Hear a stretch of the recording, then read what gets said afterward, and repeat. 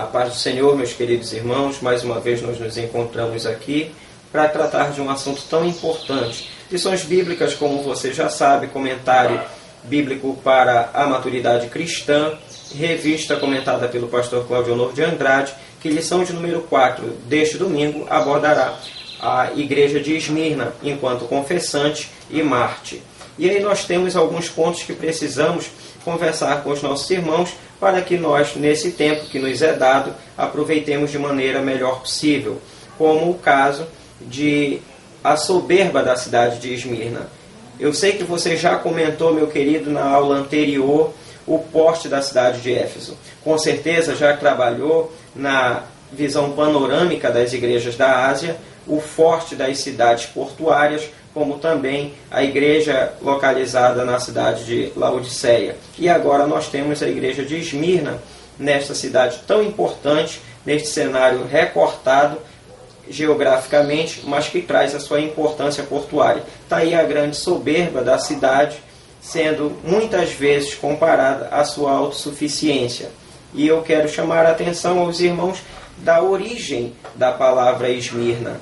Os irmãos bem sabem que mirra é um incenso muito, mas muito apreciado até os dias de hoje.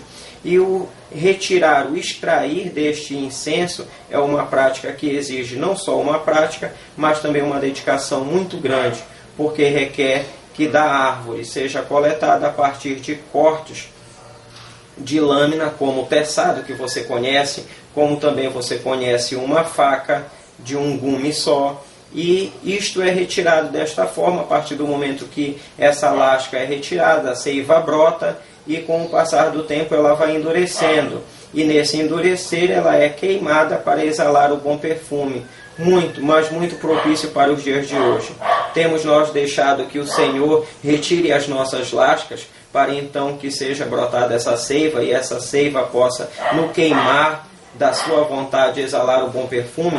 Então nós temos que fazer esse comparativo, principalmente quando nós nos rendemos àquelas lições abençoadas do Antigo Testamento, também quando nós vamos observar o incenso queimado a partir daquilo que é extraído. Quando nós observamos, inclusive, aquela essência do gálbano, que quanto mais era prensada, mais era feito com que ele fosse aniquilado, mas ele também exalava o bom perfume, por conta de que o sumo que era extraído era bem aproveitado nesta queima, para que pudesse ser oferecido então no tabernáculo. Meus queridos, então é um símbolo muito importante que nós podemos e devemos utilizar. Agora, quanto ao aspecto confessante e mártir da igreja de Esmirna, é porque realmente ela tinha que confessar. É porque a perseguição era muito grande, nós vivíamos então um período de intensificação das posses romanas, onde essa intensificação ela geralmente fazia com que o povo fosse maltratado, e principalmente aqueles que louvavam a Deus, aqueles que tinham uma perspectiva de vida diferente do paganismo romano, era com certeza muito maltratado. E Domiciano fazia isso de uma maneira muito cruel. E essa crueldade é refletida na perseguição à igreja, como nós podemos observar em várias ocasiões, conforme o relato de João. Bom, é importante nós também observarmos um outro aspecto que está escrito no nosso comentário, na nossa lição, acerca da apresentação desse missivista, o primeiro e o último, aquele que esteve morto, mas tornou a viver, trazendo-nos esperança a partir daquilo que é vontade dele para as nossas vidas, para que nós não permaneçamos no mesmo erro, mas que nós tenhamos as forças que vêm dele para que nós possamos superar as nossas dificuldades, principalmente aquelas que nos fazem muitas vezes pensar que não somos merecedores de sua bênção, mas por sermos justamente falhos humanos, nós chegamos aos pés dele e ele tem misericórdia de nós e suplanta todo o mal. Nós precisamos entender isto, porque as condições da igreja de Esmirna, que é um dos tópicos que nós deveremos trabalhar, irá apontar 3 aspectos que são fundamentais. Primeiro, a tribulação, depois a pobreza e, por fim, os ataques dos falsos crentes. Por que a tribulação, meu amado?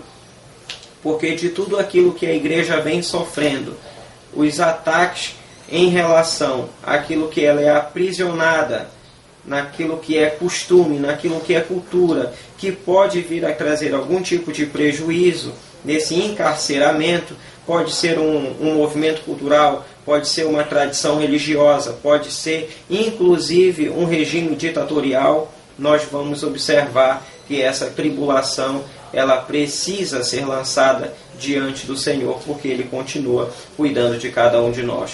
Vamos mencionar o dia da igreja perseguida, um grande clamor de todos os crentes do mundo inteiro para que o Senhor possa então abrir as portas para que o Evangelho da Salvação ele seja comunicado nesses lugares. Queremos também, aqui no campo da Cidade Nova, a Igreja Assembleia de Deus, situada neste lugar, onde nós fazemos um grande clamor para que os nossos irmãos que estão na ilha de Cuba continuem trabalhando firmemente para alcançar muitas almas para o Senhor Jesus, aqueles que estão no interior do Brasil, na região Nordeste, aqueles que estão no Mercosul, na Argentina, no Paraguai, na Bolívia. Saiba, meu irmão, que todos contamos uns com os outros e a sua ajuda, a sua contribuição, as suas orações, elas são muito importantes para que nós possamos vencer as vicissitudes da vida e os ataques do maligno.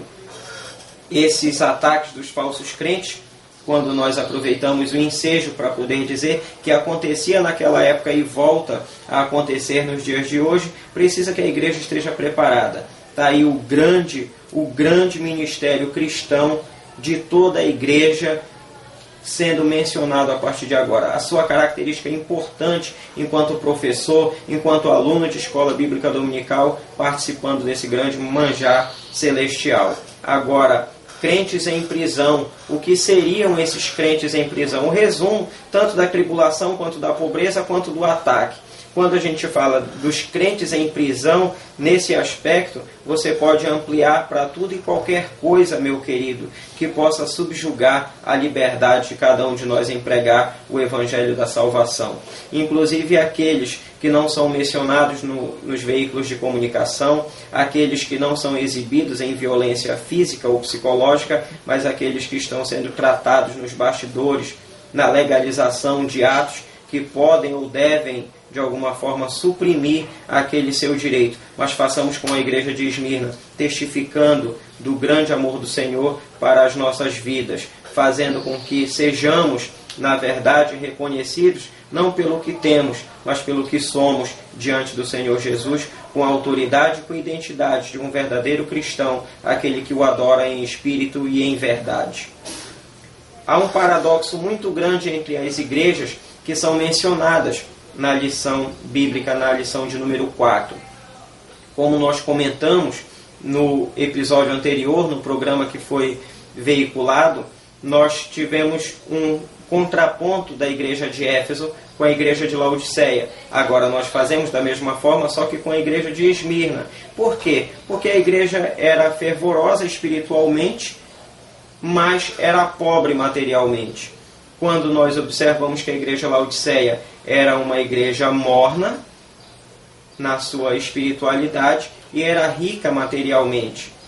Na igreja de Esmirna, essa riqueza espiritual lhe mostrava totalmente dependente das ações do Senhor Deus, enquanto a mornidão presente em Laodiceia dizia que ela era autossuficiente e que com isso lhe trazia determinado grau de pobreza espiritual, mas que na hora do confronto daquilo que a palavra fala aos nossos corações, naquilo que é conselho do nosso Senhor e Salvador Jesus, para a igreja de Esmirna: não tema, ser fiel e te darei a coroa da vida. Enquanto que a comparação à igreja de Laodiceia, você encontra a pobreza, você encontra a nudez e você encontra a cegueira, mas a esperança